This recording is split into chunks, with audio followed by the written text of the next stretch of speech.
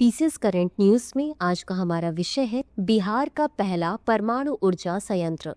सबसे पहले देख लेते हैं पूरे एपिसोड में किन किन मुद्दों पर बात करेंगे। जानेंगे चर्चा में क्यों, पहले परमाणु ऊर्जा संयंत्र के बारे में, परमाणु ऊर्जा मिशन के बारे में, छोटे मॉड्यूलर रिएक्टर के बारे में और अंत में देखेंगे एक अभ्यास प्रश्न को। तो चलिए शुरू करते हैं। हालिया खबरों के अनुसार बिहार को देश के नए परमाणु ऊर्जा मिशन के तहत अपना पहला परमाणु ऊर्जा संयंत्र मिलेगा। यह घोषणा पटना में पूर्वी क्षेत्र के विद्युत मंत्रियों की 5वीं बैठक में केंद्रीय विद्युत मंत्री ने की है। बता दें कि इसके तहत बिहार में लघु मॉड्यूलर रिएक्टर आधारित संयंत्र स्थापित किया जाएगा। अब जान लेते हैं पहले परमाणु ऊर्जा संयंत्र के बारे में।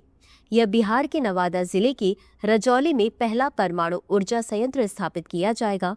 इसकी कुल क्षमता 2000 मेगावाट होगी, जिसमें 4 यूनिट प्रत्येक 500 मेगावाट होंगी। इस संयंत्र के लिए लगभग 3000 एकड़ भूमि की आवश्यकता होगी, जिसे राज्य सरकार उपलब्ध कराएगी। इस संयंत्र से बिहार में बिजली की कमी दूर होगी, औद्योगिक निवेश को बढ़ावा मिलेगा, रोजगार के अवसर सृजित होंगे और तकनीकी उन्नति को गति मिलेगी। यह संयंत्र SMR या स्मॉल मॉड्यूलर रिएक्टर तकनीक पर आधारित होगा, जो पारंपरिक रिएक्टरों की तुलना में अधिक सुरक्षित, लचीला और लागत कुशल है। अब जान लेते हैं परमाणु ऊर्जा मिशन के बारे में।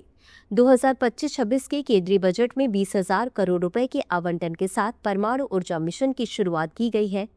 इसका उद्देश्य भारत की परमाणु ऊर्जा क्षमता को 2047 तक 100 गीगावाट तक बढ़ाना है।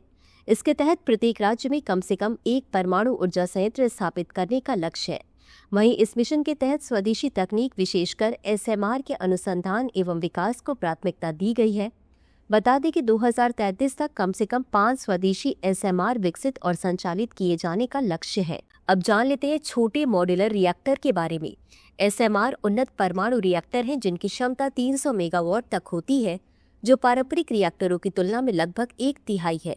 इसका डिजाइन कॉम्पैक्ट, लागत कुशल और अधिक सुरक्षित है, जिससे निर्माण समय और लागत कम होती है।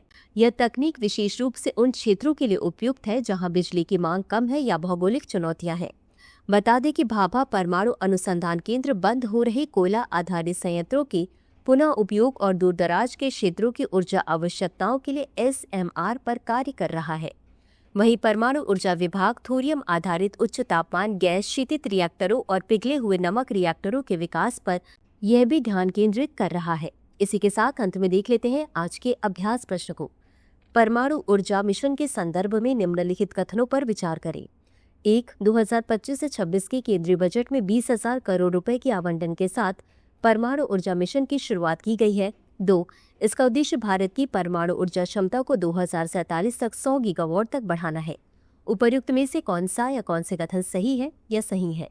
A केवल 1, B केवल 2, C 1 और 2 दोनों, D ना तो 1 और ना ही 2। इस प्रश्न का उत्तर कमेंट बॉक्स में जरूर दें। अभी के लिए बस इतना ही। धन्यवाद। डियर व्यूअर्स, अपने एग्जाम की तैयारी को और बेहतर करने के लिए हमारे चैनल को लाइक, शेयर और सब्सक्राइब करना न भूलें।